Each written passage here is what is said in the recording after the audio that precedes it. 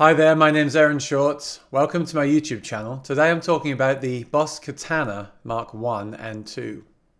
So here's some backstory. Of course I'd heard about the Boss Katana amps. There's a lot of different versions. People rave about them on YouTube. They say how great they are. And I kind of wrongly assumed that being like under $400 and digital, they wouldn't be any good or not great. Well, I was really wrong about this. It's amazing. So I had the Mesa Boogie amp that you may have seen in a video before, the 1x12 combo, a great amp, not too heavy. It's around $2,000. It has a clean channel and a crunch channel. The problem is, well, it doesn't sound great at low volumes like in an apartment like this in New York. And also, if you want to use other effects with it and you want to use both channels, you got to do 4-cable method. And to be quite honest with you, I just couldn't be bothered to do that. So I got offered a good price, I let it go. So then I was thinking, well, I have the Kemper, which sounds amazing, plugged straight into any PA. And I really believe that those floorboard type units are for that purpose. You carry it around in the backpack, you get to the gig, you plug it into a PA system, and you start to play. You have your effects and your amps all in one, right? But I was thinking, well, it's nice to have an amp around for plug and play. And then the Katana 2 Mark II was announced, and that has a power input for modelers. I thought, oh great, I could use that as a standalone or with the Kemper. And at $360, I can't really go wrong. So I ordered one. Now what happened was Sweetwater actually shipped me the version 1 because the box was labeled version 2. But that meant the software installed, of course, the actual amp now is Mark II. Anyway, I had a few weeks with that while I was waiting for them to send me the replacement. And I plugged in, I was like, this is it. It sounds great. I absolutely loved it. I was blown away by the value, the quality of the sounds. And, you know, no more tweaking, no more like I'll load something up or bring up the editor. None of that stuff. It was like the best of both worlds. So you've got like your tube amp and you've got your modeling amp. You know, the tube amp is like frustrating because there's 2 channels and you want the 3rd channel, or you can't quite voice the amp how you want it. The modeling amp, I mean, not so much the Kemp, a little bit, but like with the Helix, it's like tweak all day long, endless rabbit hole. The Katana is in the middle because it's hands-on, but it has 4 channels, so you can program those 4 sounds that you can't do with the amp. But it doesn't let you get as involved as a modeler and down the rabbit hole. It kind of restricts you a little bit. Now, if you plug it into the computer, you can add like a noise gate and tweak your different EQs and things if you want to. So you can either use it like old school, plug and play, or you can tweak. It's right in the middle. It's very cool. And the biggest thing for me is that it adds those extra channels and those few effects that I personally need. I don't need a million effects, a million different things. I just need a bit more than the tube amp gives me, but I want that plug and play, and I don't want as much as like a Helix gives me, but I want some flexibility, and that's where Boss have just nailed it with these amps. Wow. Because the other problem that it solves is that if you go and buy, say, a Line 6 Helix and you get it home, you're like, well, what do I plug it into? Put headphones on? Doesn't sound good. Plug it into my little tiny 6-inch speakers? Doesn't sound good. The Katana, well, you plug into the Katana, it sounds good. It's all there. The speakers there, the preamps are there, everything's there. Now, what you lose, I guess, is the effects. You don't have so many effects, but you do have effects in the amp. In fact, you have access to the whole library of Boss effects. And as we know, those effects are really good. I mean, the reverbs and delays just sound wonderful. There's some things you can buy to extend the amp as well, which I'll cover later on. But yeah, as an all-in-one, I got it out. I'm like, this is incredible. So I've been playing that thing. It sounds great. Now, onto Mark II, which I now have. Should you get the Mark I or the Mark II? So with the Katana, there's the 50 watt, the 100 watt, the Air, the Mini, the Artist. There's the version 2. It seems to me, honestly, that the 100 is great if you gig. The 50 is even lighter, so maybe for home you could get the 50. The Air is really nice, but you're paying a lot for the wireless technology in that thing. So the sweet spot for me is probably like a used version 1, 50 watt. If you want to try one out, get one really cheap. Now, if you are gigging, the 100 watt is better. It's going to have more headroom. And the Mark II is very cool because of some extra features, which I'll run through now. If you don't need these features, then don't get the Mark II.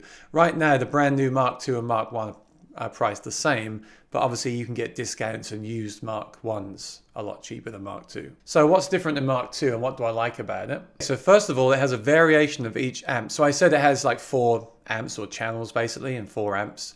Well, now it has a variation. I did find with Mark 1 that the clean channel was too dull for me. It might be great for jazz, that kind of music, but I like a really bright kind of cutting clean sound. So I think some people were using the crunch channel turned down, and that was giving that kind of tone on the Mark 1, but the Mark 2 has addressed that with the variation button. So I said I don't like to tweak, but it's nice to have those 4 extra voices. Between those 8 voices, you're sure to get the sound that you want, that you're looking for. Second of all, okay, on the Mark 1, you have 2 effects on top of the amp, and you can just turn those. It's like up to 50% is one effect, and then it goes to the next effect. So you've got kind of 2 in 1.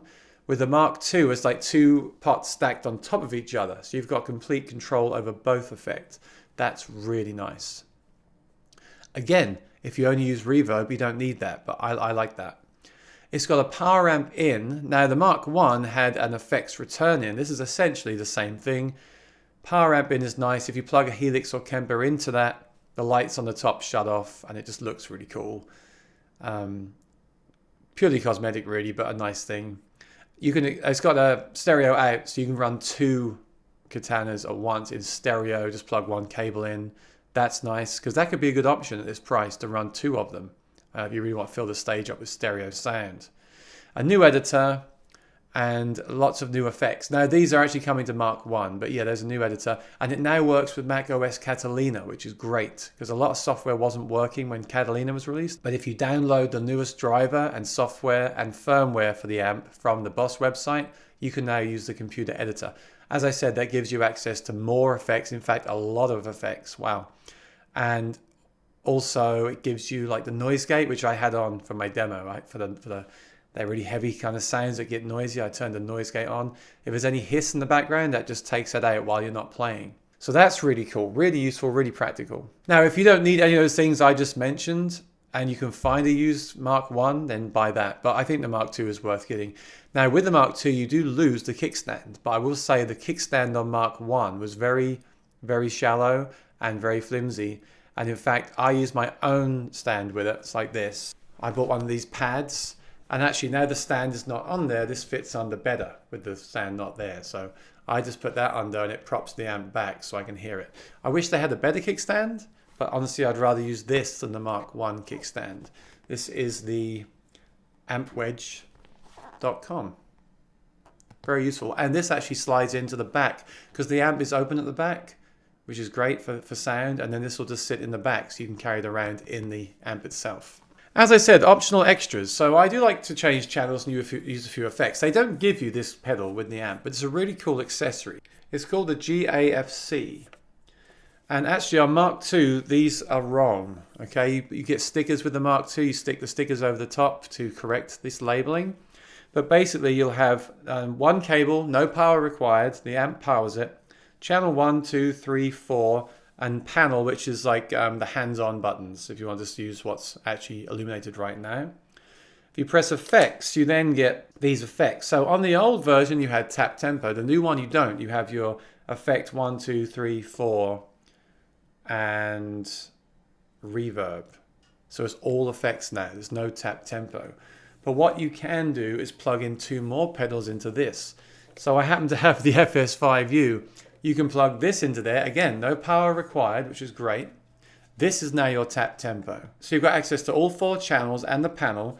Press of a button, you've got access to 1, 2, 3, 4, 5 effects, including the reverb. With this plugged in next to it, you've got a dedicated tap tempo at all times. And there's no power here. This is just TRS cables connecting it. And if you want, you can also connect this to the pedal as well. Again, no battery required. This can be your volume boost at all times. So you might say it's a lot to carry around, but all these pedals are pretty light and that's really flexible, right? I mean, you can easily do a gig with this. This is a little bit pricey. This is around 120. It's very well made. But of course, if you don't need access to all the channels, if you just need 1 channel and reverb, you don't need to buy this. If you do need this, then I think it's worth investing in. But I do feel it's a little bit expensive. It's like 1/3 of the price of the amp, but it adds a lot of functionality. So it's very hard for me to include everything in this review. I don't want this review to be too long. I mean, there's so much to say about this amp. I could show you all the effects. I could show you every variation of every channel. I could show you the line out. These things are covered by other reviewers, and indeed everyone says how great these amps are. I just wanted to come on the record and say yes, they are. It's amazing. It's so good. Honestly, I'd rather have this than a lot of the $1,000 modelers out there. I really would.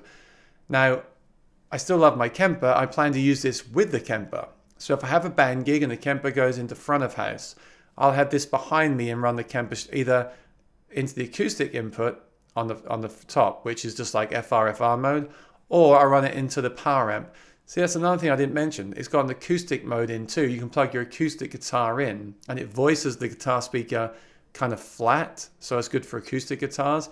It's not the best acoustic amp in the world. Indeed, it's a guitar speaker, electric guitar speaker, but it works. And a real regular guitar amp cannot do that. An acoustic into a regular amp sounds very harsh and brittle. Into this, it sounds fine. So you can also run your Kemper into that to use it as an FR, or you can run the Kemper into the power amp in on the back. I mean, if your Kemper goes down during a gig, then you can use the amp. Or if someone comes to jam with you, they could use the amp, you could go direct. This is a Swiss Army knife of amps. But not only is it well priced, in fact pretty cheap, and a Swiss Army knife of amps, it's also really good. I've sat and played it, I've been inspired.